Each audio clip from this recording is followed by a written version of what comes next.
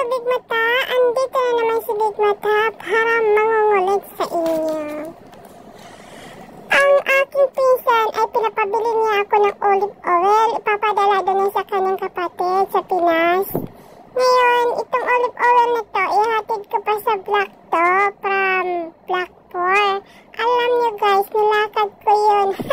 Sobrang layo kasi wala akong pera pamasahe. Tapos naglakad ako, sabi ko for the exercise purpose.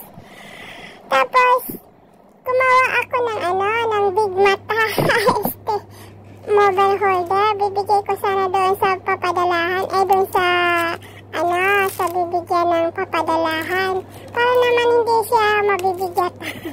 Para naman matutuwa siya. Ayan, 4 na holder, 5 yata, 4 na holder. Tapos meron din face mask, ginawa ko para sa kanya. Para naman sa Pilipinas magamit niya kasi doon marami pa rin COVID. Tapos binigyan ko rin siya ng shell bracelet para kung maligo siya sa dagat, meron ng hari ang mga shell. Ito, naglakad ako guys. Ang layo-layo. Ang layo-layo from... Ito yung work ko. Dito ako galing. Ito yung work ko. Dito ako nagtatrabaho. Tapos, maglalakad ako papunta doon sa Black 2. Ito, Black 4 ako. Ayan. Naglalakad na ako guys. Papunta na ako doon sa Black 2. So, sinimulan ko ng paglalakad. Pero okay lang, nakakasalubong ako mga sana. Sa paglalakad ko dahil dami mga sapat dyan. Baka may camera rep. Tapos guys, sobrang init kahit malamig. Mainit. Kahit gabi malamig. Kahit gabi na. Mainit pa rin. Ayun, nakuha ko rin. Pasensya na tayo. Balal. Ayan, sabi ko mag-shortcut ako dito ako dumaan sa building na to. Kasi kung doon ako dadaan, medyo malayo. Para makamanis naman ako sa lakad. Dito ako dumaan. Ayan, ayan yung matam restaurant dito ko. Tapos yung muntik ko na mabangga yung sasakyan. Bangga. Tapos, ayan, sabi ko, hoy, pasakayin niyo ako. Iniwan ako. Sabi ko, matatraffic ka rin. Ayan, may nakakasalubong ako mga pana. Ayan, sabi ko, hindi na ako makisakay. Ayan, guys. Traffic. Tapos ito, papunta na ako dito sa street na to. Papunta na ako doon sa Black 2. Siyempre, malayo pang aking lalakarin. Ayan, traffic. Tapos, mas mabuti yung naglalakad. Na-exercise pa ako. Pero sobrang pawis na ako niya kasi sobrang init. Parang, ayong init na, ewan, hindi ko maintindihan. Pero ito sa kanila, wala lang. Nakakasalubong ko mga sadab. Puti hindi nila ako napansin. Ayun. Nandito na ako sa Marso. Hi, Pebrero. Hi. Sarap maglakad.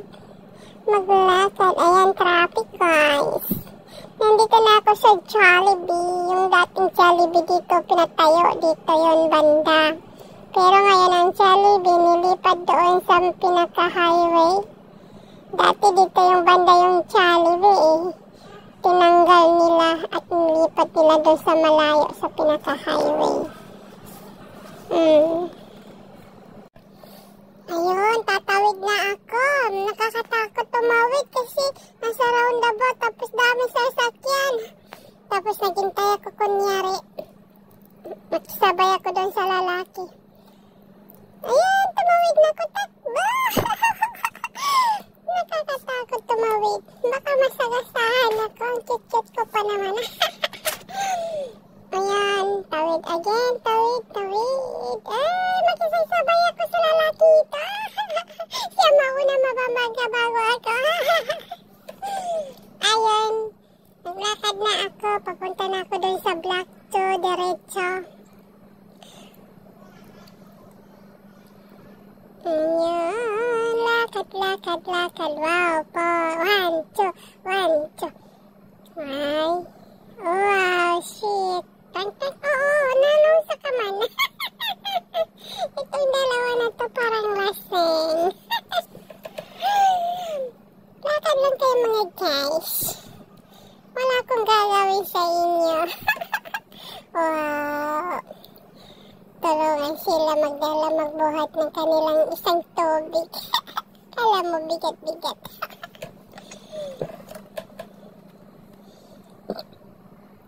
Ayun, naglalakad ako. Ito po sa kabilang side na to, school po yan siya.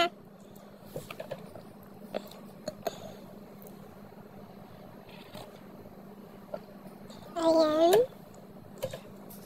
Ayan. Ang layo pa ng lalakarin ko. Alam nyo guys, ang layo ng lalakarin ko. Pagdating ko pala doon sa pinakadulo doon, wrong pala ako, hindi pala doon. Tapos, ang tawag ito, doon ako sa pinakadulo. Tapos, nagtanong ako, buti may mabait na mama na may taxi. Sabi pa niya sa akin, sumakay ka sa taxi, hatid kita, hindi dito ang hinahanap mo niya, malayo doon pa. Sabi ko, ayoko makisakay kasi wala akong pambayad. Sabi niya, walang problema, kawawa ka naman, sabi niya, naglalakad ka super init. Sabi ko, ayoko, syempre mahiya-hiya pa ako kasi nga, wala nga akong pambayad. Ayan, narating ko rin si Sam, nagkita rin kami na wrong side. Kasi hinatid ako ng taxi. Hindi siya sumingi sa akin. Sabi niya, hatid kita. I-send mo yung location para hindi ka na mawala. Sabi niya. Thank you po guys. Thank you for watching.